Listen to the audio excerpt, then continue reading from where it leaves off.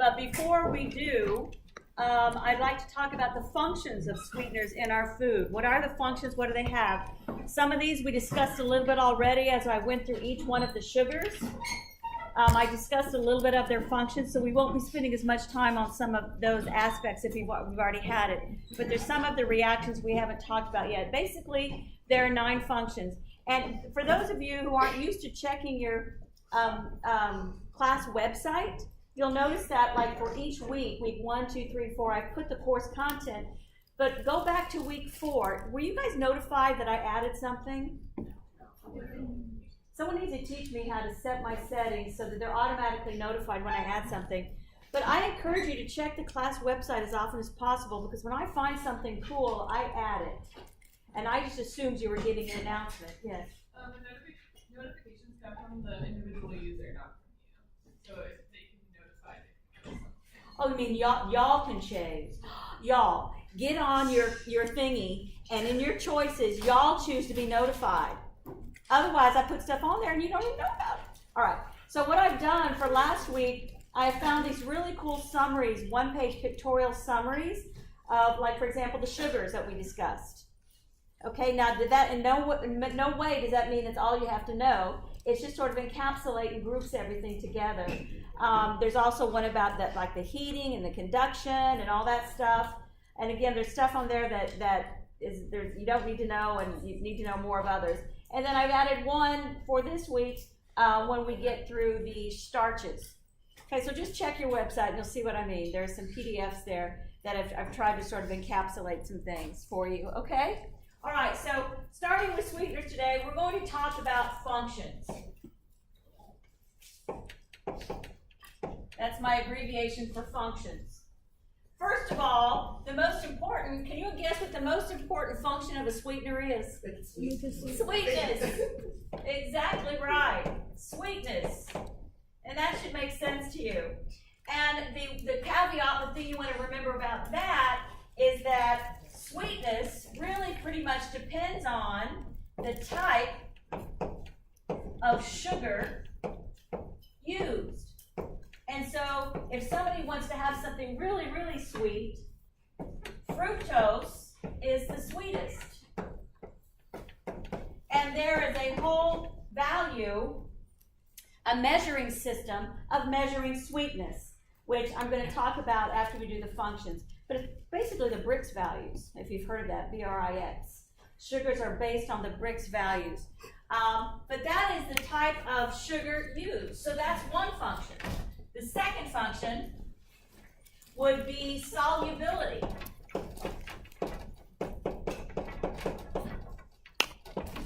Solubility. And basically, this is going to help modify the texture. It's going to create the texture of the product.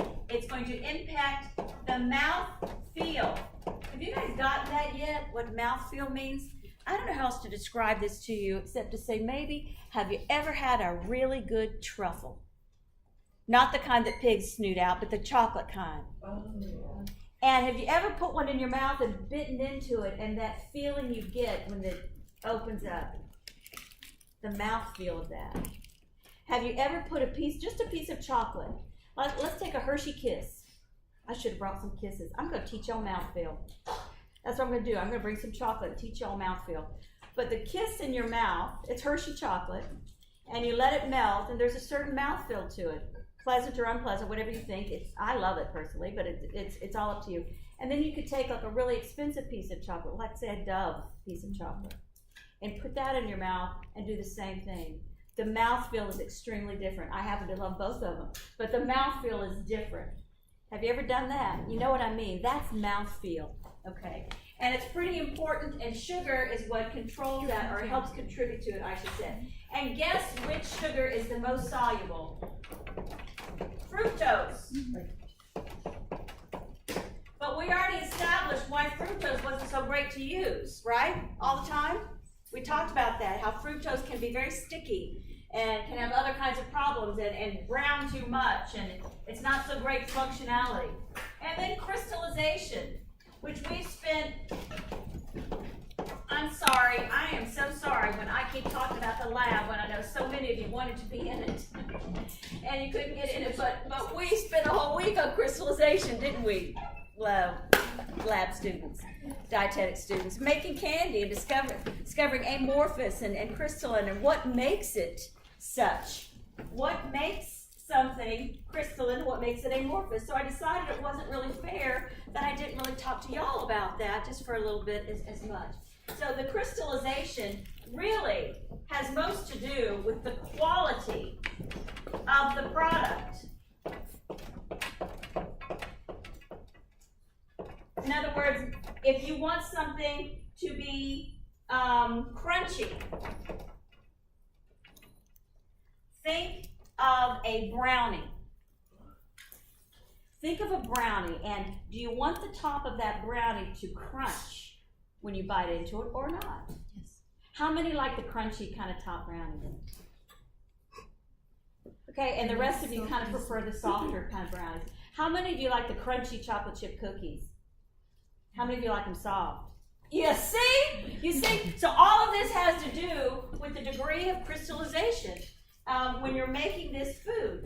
So neither one is good or bad, but it is what helps you determine the quality, so the crunchiness. All right, so let's talk just for a minute about crystalline. Well, I'm trying to do it, y'all, so you've got a nice chart going all the way down, okay? So up here, we're still under crystallization. Let's talk about crystalline candy. I get a good calf workout on these days. And versus amorphous. It's not what you necessarily think. It's funny because amorphous candy has got no crystals in it. And you could try to make crystalline candy and end up making amorphous candy, couldn't you, lab people? There's certain things you can do to it that's going to prevent crystallization, adding cream of tartar, adding corn syrup. Remember that fiasco? Okay, so certain things are going to prevent crystallization. Amorphous does not necessarily mean it just looks like a blob. For example, fudge. Just if you had to guess, those of you who had lab, don't guess. Would you say fudge was crystalline or amorphous? Is anyone in here eating fudge? Amorphous. It's okay to be wrong. Amorphous, if I didn't know better, I would have guessed amorphous too, because that's what it sounds like. But no, fudge is a crystalline candy. So let's define crystalline candy. Basically what we're saying is it has crystals in it. Yes, it really is. It has crystals. The size of the crystals is what determines the texture. Okay? So crystalline candy has crystallines in it, but it's smooth. It is smooth, it's usually creamy and soft. The main thing is that it will have a shape. It can take a shape. Like fudge, it's going to take a shape. If you put it in a square pan, it's going to stay, and when you take it out of the pan, it's going to stay square. You can cut it into squares. All right? Other crystalline candies are things like fondant. So here, let me write this down. Fondant, that's what we use for cakes, put around cakes, fudge. So the fondant, you think of it as, wait a minute, that's what's all smooth thing. If you could look inside, you would see the crystals in it. In fact, it has a Tyndall effect. Remember we talked about this, light can shine through it. So if it can be shaped like fondant can and hold that shape, you can make little people with fondant, right? Okay, that is a crystalline candy. Things to note with crystalline candy. Agitation. What does agitation in cooking mean? Stirring or shaking, exactly right. Stirring or agitation will lead to an increase in crystallization. Now, if you're trying to make something that has got fewer crystals in it, agitation isn't good. But if you're trying to make something with higher crystals in it, then you got to stir the crud out of it, don't you, people? The softer you want it, the more malleable. Do you remember the fondant? How much you had to stir and agitate and agitate and agitate? Then we even kneaded this stuff, right? That is agitation. We want so many crystals in this that it is as smooth as possible so it will hold its shape. Okay. Another thing is if it is, you use a low solubility sugar, you're going to decrease crystallization. Well, corn syrup is a very low solubility sugar. Those of you who had to use corn syrup on your fondant, did you ever get a fondant? No. You never did you? All we got was this goop that never hardened. All right, and other things that you would, what you would consider a low solubility sugar would be invert sugar. Do you remember we talked about invert sugar? Mm-hmm. Did we talk about it in this class? Yeah. All right, so invert sugar is a liquid. So when you add corn syrup or invert sugar, and some of you in lab accidentally you made invert sugar. So, not accidentally, I mean, it was planned, but you didn't realize you were making invert sugar, and that's why it never, ever crystallized. Okay, so this is something that food scientists manipulate when they're trying to create and modify the quality of the crystalline candy. Amorphous candy is stuff that has no crystals, and it is without form. It is without form. So think of things like caramel. Now some of you are thinking, wait a minute, caramel has form. Caramel can have form if they have made it in a crystalline fashion. But most caramel, if you make it yourself in a pan, okay, before you let it harden, it's not going to take form by itself. Okay, it's always just going to be a goop. Other things that are considered amorphous are things like toffee. And I know you're thinking this is weird, but hard candy, because that sounds like, well, wait a minute. Well, things have been done and added to make that amorphous candy into those shapes. It's probably been heated. It's probably been, other things have been added to it to stabilize it, to make it. One of the most popular amorphous candies is gummy bears. Gummy bears. In my family, it's those worms. The kind you can get at the movies that are sour. All of that stuff that's made of, that is a no crystal candy. And unless it had been treated, it would have just been a goop, a syrup in a pan. Okay? All right.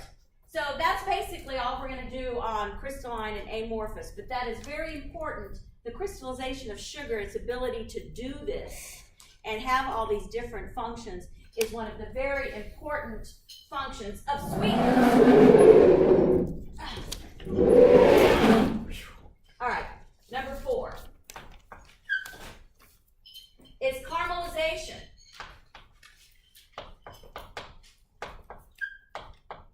Now, caramelization is not necessarily the making of caramels. Most of the time with caramels, you add a little cream or you add other things. But caramelization is a scientific process that is essentially you can do it with dry heat or heat, but basically you're taking dry sugar plus a type of heat, and you are getting a clear liquid. And those of you who have made caramel, you know exactly what I'm talking about. And as you cook it longer, it becomes a darker, viscous syrup. Can you see that word? Is that hard to see, this word right here, syrup? Okay. This darker, viscous syrup. And basically what's happening is that your sugar is breaking into smaller pieces. Your sugar with heat is breaking into smaller pieces. And what are smaller pieces of sugar, you guys? Fructose. No, I mean, what about their taste? We talked about this before. It's sweeter, exactly. Breaking into smaller pieces. as you heat it longer, you're going to then be developing a deeper, complex flavor as the sugars regroup. And if you cook long enough, they can even become less sweet. And you know what I'm talking about. You can get to a point of caramelization where you're not really so sweet anymore. It's almost a little bitter. Anyone ever done that? Now, many people will you'll throw that caramel away. You think that's not, but there are actually some cooking purposes where you would use that. I know in the making of mole and my family in the South, you would actually do this to your sugar just a little bit to give it a bittersweet taste. All right, the number 5 function is hygroscopity.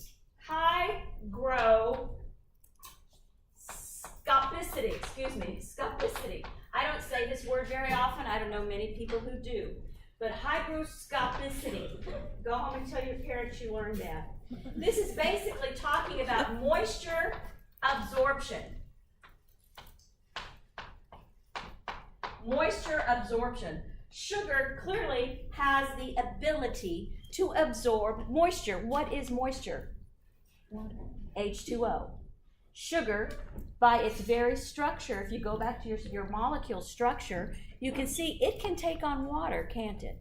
It can give up water, it can take on water. So it can impact the moisture of the product it's in.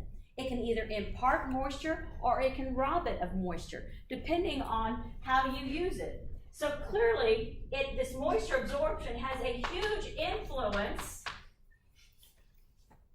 on the texture, moisture of the food. And guess which sugar has the most moisture capacity? Fructose. Yes, fructose has the most moisture capacity. So you add fructose to a product, it could make it extremely moist. Or within a day, it can make it so moist that you can't even eat it. It's just a glump. Why fructose isn't used very often in many baking products or products for long term. So adding things can be too moist. Okay? So the rule of thumb is the higher the absorption capacity,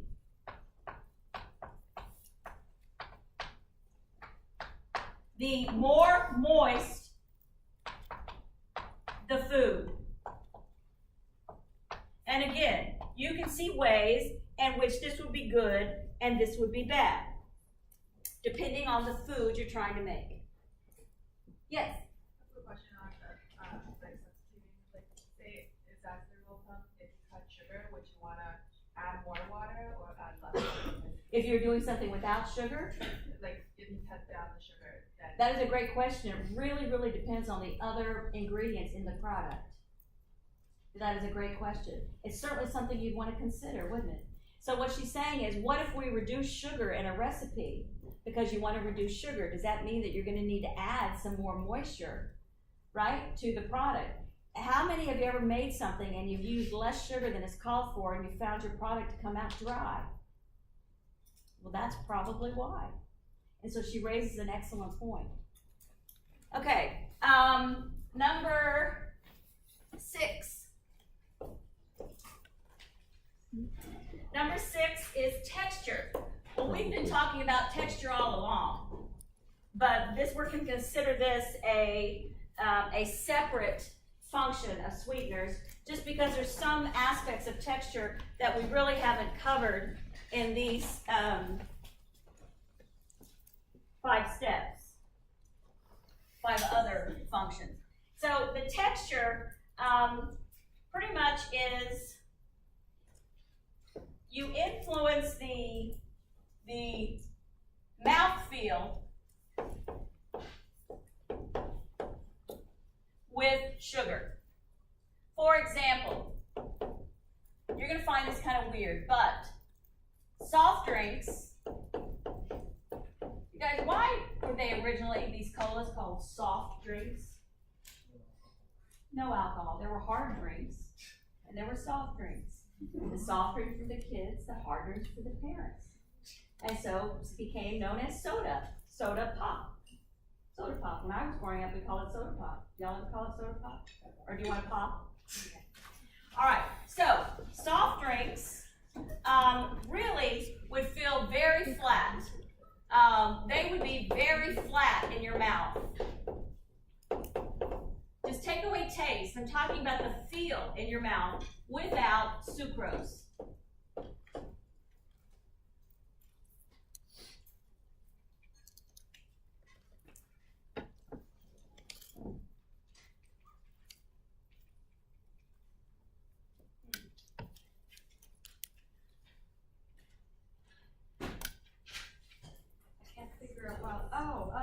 Okay. Another thing, I've gone back and added so many things to my notes now that I almost can't read it. Inulin. We talked about inulin before, right? Okay. So you know that it's a naturally occurring sugar. It actually also creates a viscosity that's going to impact texture.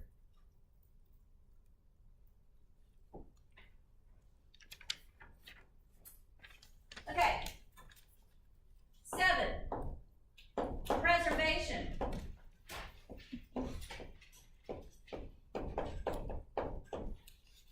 Sugar actually has a preservative impact, mainly because sugar attracts water.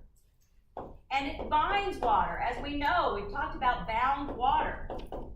And this leads to a microbial or an antimicrobial effect. Why? Why does this lead to an antimicrobial effect? Katie? Microbes need water. Exactly right. So you tie up the water, you know what? You actually dehydrate the bacteria to death. Exactly right. And do you know that this is the reason, the original reason that jams and jellies and preserves were even developed. How can we take these fruits and preserve them so that we can be eating them in the wintertime when the fruit's been dead for months and we have no refrigeration, wasn't even thought of at the time. We have no other way to preserve it. It was discovered when they added sugar to it, it kept. Not only did it taste good, but it didn't go bad. And so they're getting the berries, they're getting the fruit, and it's because it was preserved by this antimicrobial impact of sugar. All right, 8, leavening.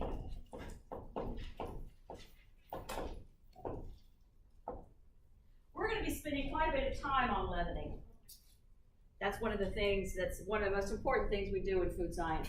But leavening essentially is the raising. There are many different ways it happens, but it's usually done by creating pockets of air within a dough that either expand during proofing, that is just sitting and letting rise, or during baking when certain proteins are denatured, etc., and these pockets of air explode and they rise during baking. So leavening can be done by many things, eggs, yeast, etc., etc. But sugar also has a leavening impact. And it does this by creating pockets of air that expand upon heating. Why would a pocket of air expand when it's heated? Boyle's law, come on. Why would a pocket of air expand? Gas is at higher pressure, so it takes up a bigger Why is volume. it a higher pressure? What is the air doing when it's Moving heated? faster. It's moving faster. It's taking up more room. Exactly right. Very good. All right, and then, that's all I want to say about that one. Yes, yay. And then we get to the last one. Yes. How does it is the one, it actually creates pockets of air that expand with heat. How does it create? Yeah. When we get to leavening, if you don't mind, I'm gonna spend a lot more time on that. That's like a whole chapter, not a whole chapter, it's like half a chapter. So can you just, do you mind if I postpone that question for a little bit? It's a good one, and it's good enough that I'm gonna be spending a whole lecture on it, okay? So, forgive me for that right now. All right, and then number 9 is the browning. The browning effect. And this is another one that deserves, it was between this one or the leavening. Which one was I gonna spend all the time on? And it's browning, okay? We need to do browning. So we're gonna spend quite a bit of time on this one. So there's 2 types of browning. There is the non-enzymatic browning, and there is the enzymatic browning.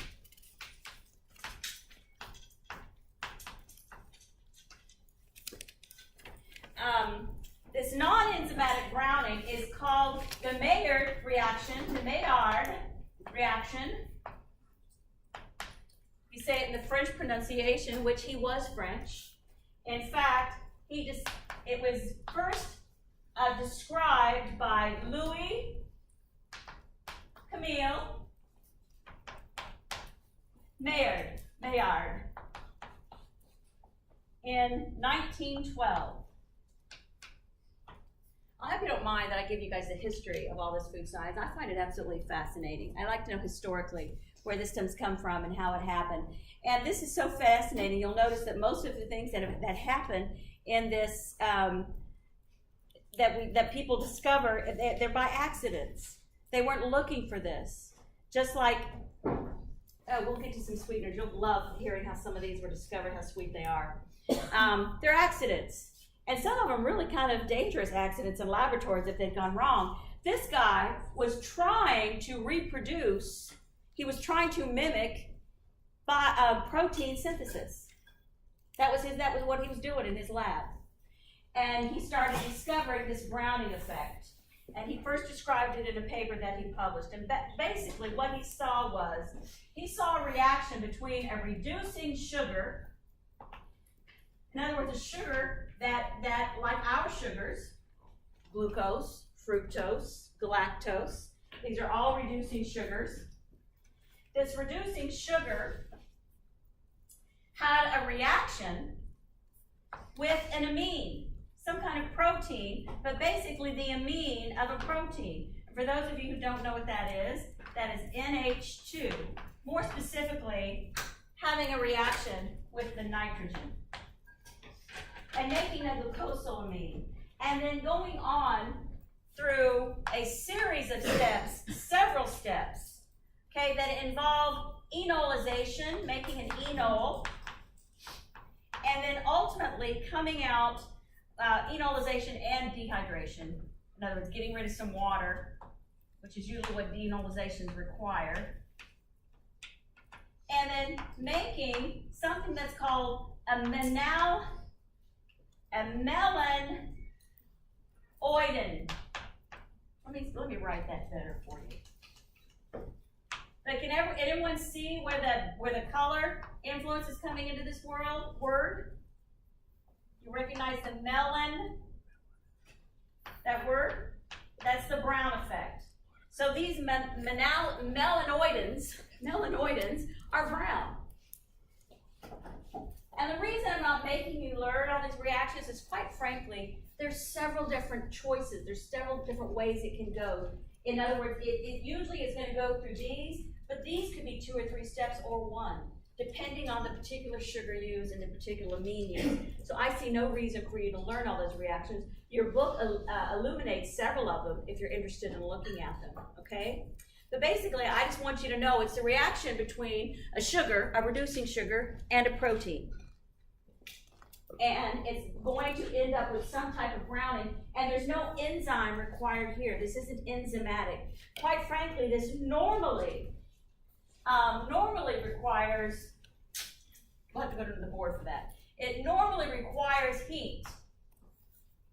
Heat is usually a part of this. However, it can occur at room temperature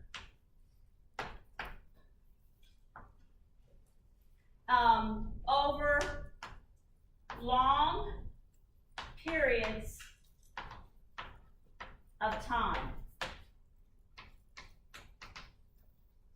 Very important in food science. This is one of the most important reactions that's impacted the food science of NASA, of war, etc., and of Betty Crocker and Duncan Hines. Why? Why on earth would the fact that this could occur at room temperature over long periods of time impact Betty Crocker? Yeah. Cake mixes what? What about cake mixes? What would happen to it? And therefore, what would happen when you opened up this cake mix? What color would it be? It would be brown. Now, if you opened up a cake mix and it was solid brown, what would you do? Toss it. And this does not impact functionality at all. You have just thrown away a perfectly good product. This is something that food science has had to come up with. For example, have any of you ever kept around non-fat dry milk? I know you guys are going, what? Non-fat dry milk. It is Carnation, you know, the boxes, you can buy it in the store. Those of you who are going to be dietitians, NFDM is going to be your best friend because this is how you keep cancer patients alive. This is how you keep them from starving to death when they are going through what we call cachexia of cancer. This is something you can add a tablespoon to anything, and you're adding calories and protein without any taste, without any aversion, without any impact on fullness. Non-fat dry milk. For my athletes who are trying to gain weight desperately, they say, how can I do it? I can't eat more calories. I'm stuffed. I can't eat anymore. Put tablespoons of non-fat dry milk. It's stirred into your cereal, your yogurt, your soup, your smoothies. Stirred into, like if you made stir-fried vegetables, blah, blah, blah. Tablespoons of non-fat dry milk. You're adding protein. You're adding a little bit of carbohydrate and calories. And it will impact your weight without you feeling like you're eating any more food. So non-fat dry milk is a dietitian's best friend. The thing is, it was way more popular back, clearly before it is now. But in other cultures around the world, where they don't have refrigeration in stores, and quite frankly, in this country, on Indian reservations, non-fat dry milk is still a very, very popular thing because you reconstitute it with water, and now you've got milk. This is very important. What happens if you open your non-fat dry milk and you're making milk and it is brown? Your non-fat dry milk powder is brown. Do you use it or you throw it away? You throw it away. And so all this non-fat dry milk powder was going to waste around the world, that the United States had shipped billions and billions of dollars worth of it around the world. And trying to explain to somebody that it's just the Maillard reaction. Relax. It's just a reaction of this. It's not impacting functionality, blah, blah, blah. It was worthless. So the first thing to avoiding this happening now was understanding what was happening to begin with. And so the fact that this understanding came into being in food science has changed the production of many of those foods. What do you think they do? What do you think has been done? I just accidentally told you. What do you think has been done to impact, to reduce the Maillard reaction? You don't know the specific compounds, but don't you think that there's some additives? Some things have been added to prevent this reaction from occurring over time. Because the thing we sell on non-fat dry milk and quick bread mixes and Betty Crocker and all that stuff said, hey, it can sit on your cabinet forever and be good, right? And clearly, some people don't feel that way. Some of the other things that I have room to write down here that undergo Maillard reaction. Are you ready? What's your name? I'm sitting by Katie. What's your name? Yeah. Lindsay? Izzy. You got what? Izzy. Izzy. Oh, how cute. Are you Isabel? Isabel. Oh, love it. Izzy. All right. So anyway, Izzy asked me a question several weeks ago about the whole, why does meat go brown if there's no sugar in it, right? And I told her to wait to this lecture So this is the moment, Izzy, okay? Seared meat, when you grill it or you sear meat, goes brown because of this reaction. Well, what the heck is the reducing sugar and the amine? When I told you that meat has no carbohydrate in it, remember the glycogen is broken down, and it's not the galactose or the glucose that is broken down for that glycogen does not appear on your dinner plate. What I didn't tell you is there is some sugar carbohydrate. There is some carbohydrate in the cow, in the animals, that mammals do not use. They are not sugars to us. Okay? So I have taught you the sugars that impact us as human beings. But there are some carbohydrate sugars in, not many, but they don't contribute calories is the point, or carbohydrates to us because we don't use them.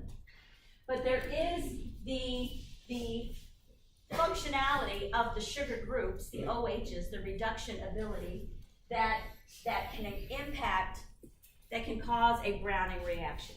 Okay? All right, other things that are impacted by non-enzymatic browning, your pan-fried dumplings.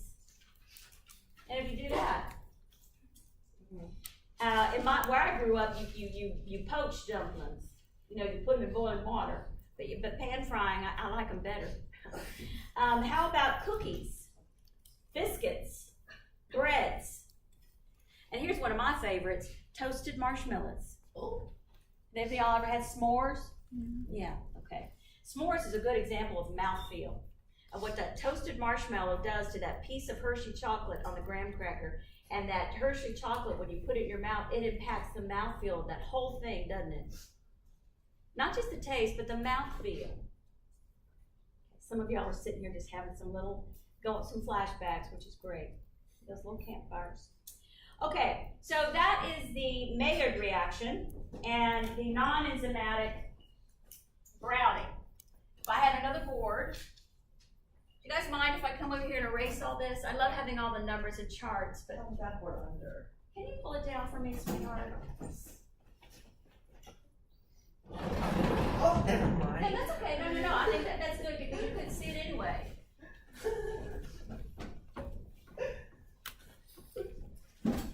No, that was a good idea because this way you weren't looking at these numbers anyway. All right.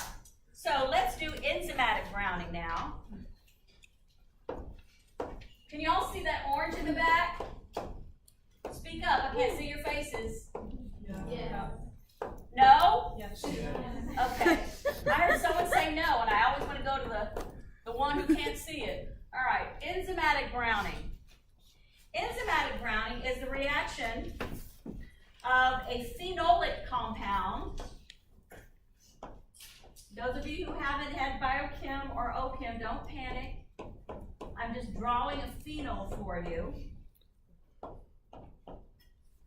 A phenolic compound, and this R just kind of stands for anything, a group that can be added there. Different groups will work. A phenolic compound. And by the way, this is just a circle. This is a benzene ring. It's just a circle. Every one of these corners that intersects represents a carbon.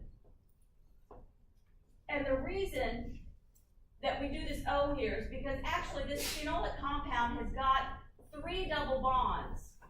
But when these compounds, when these carbons form this ring, something really special happens.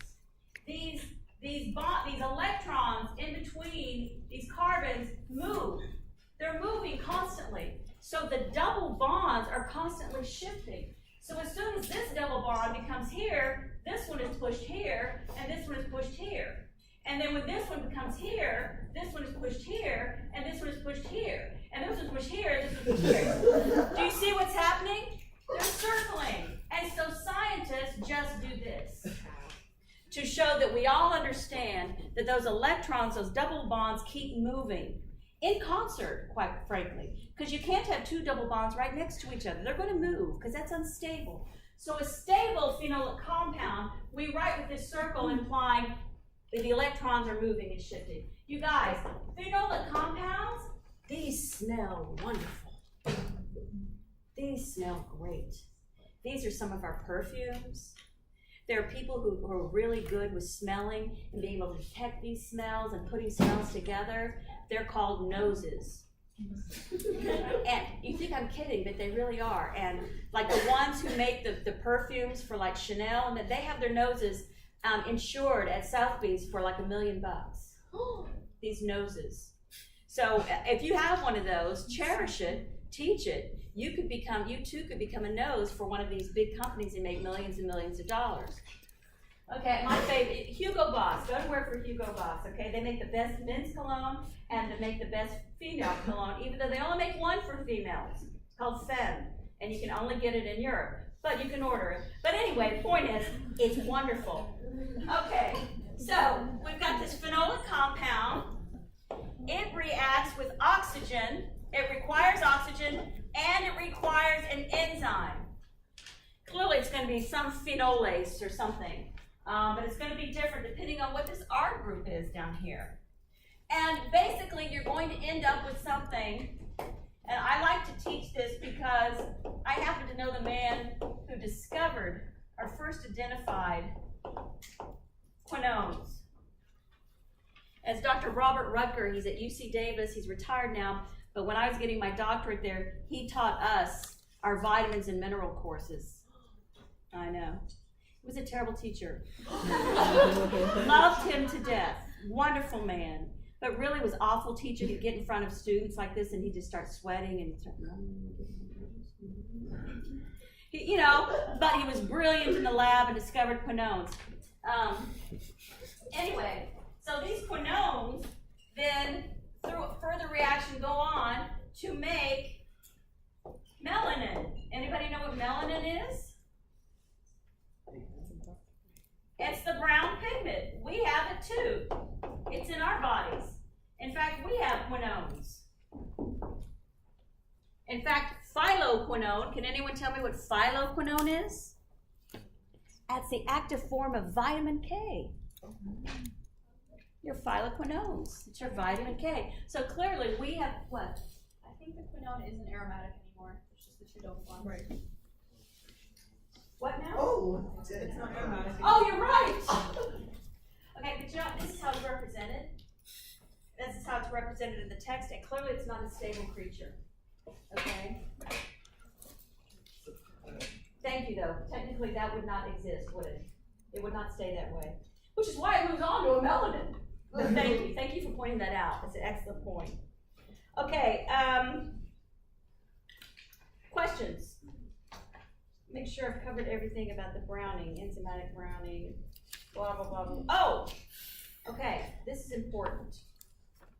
Enzymatic browning occurs when you cut an apple or a pear or a banana or an eggplant. In other words, some plants have these phenolic compounds that are trapped in the pectin. When you slice, you have opened up, you've exposed these phenols to the air, oxygen, and the enzyme. I think the enzyme is already in the food. And once you have cut them and exposed them to this, now you're going to have browning occur. Again, it is not impacting functionality, and in many cases, not impacting the taste, is it? Have you ever had an apple that you've cut, and you go, you're eating it, and you just put it down, and you come back, and you keep eating it? Is the taste impacted at all? No, it's still the apple. What do you think? You're shaking your head. I mean, if you leave it for long enough, like. Well, yeah, I know. What's long to a guy in college these days? A couple of days, or? Oh, there's an apple. I remember starting that 2 days ago. I'm hungry. Let me finish that up. No, I know what you're saying. Yeah, it can start breaking down. But the main reason these foods do this, and other fruits don't. Why is it when you cut an orange open, it doesn't go brown? No phenolic compounds. It doesn't have phenols. All right. Any questions about this? Yes, ma'am. Is it the same like avocados? Say it again, honey. Like avocados, when they go brown, is that like a It absolutely is. Well done. Yes. As a matter of fact, we're doing that in lab. We're doing that in lab this, we're doing that in lab Wednesday. We're gonna talk about this. Yes. Good. Yes, sir. When you add like acid, you know, like to make your apple last longer. Right. So what impact does that acid do? Yeah, so I'm asking, does it inhibit the enzyme or does it go and take a different compound? That's an interesting question. I honestly don't know. My guess would be that it's an acid. It's going to impact the enzyme. Because we know enzymes are turned on or off by their pH, right? Whether they have, so I'm assuming that an acid is going to impact the enzyme and slow it down. That's a great question, though. Yes, sir. Is that kind of like the same thing with onion? I can't hear you. Is that kind of like the same thing with onion? So with onion, it's like an avocado in the bag, but it won't make avocado brown. So is that? Yeah, it's having an impact. That onion is having some sort of. Yeah, you know what? Let me think about that for a minute. It seems like the onion would be adding some type of acid. That's going to interfere in the enzyme will be functional. We don't really think of onion. Don't know how to You perform. don't, do you? But it is. And you add onion. So sometimes That's we not use it, though. it's true though, It's lime. It's slimy. It's But lime. Something can be very acid. But what he's asking is Most if you put the eat onion grapefruit, and it's got less avocado in the sugar same and more bag, it acid doesn't than, go. say, like a Oh, I grape. don't know. And it doesn't. It has just as much sugar. I don't know. I've never done. But it's got a different type That's of super acid in it than grape does, and therefore it changes the flavor, the functionality on your tongue. That's a great example. Another one we're gonna do in lab is we're gonna leave the pit in the avocado. And it's gonna prevent it from going brown. Super. I want you to think about that. I think it's time. Okay, one for Martin. Wait a minute, one for Martin. I'm gonna have Martin start having office hours because he helps me out so much. So, what were you saying? Just to clarify, enzymatic browning does not affect the taste, right, or the flavor at all. Not at all. Whereas the Maillard reaction does affect. The Maillard reaction? Yeah, there's a brownie. Yes, yes.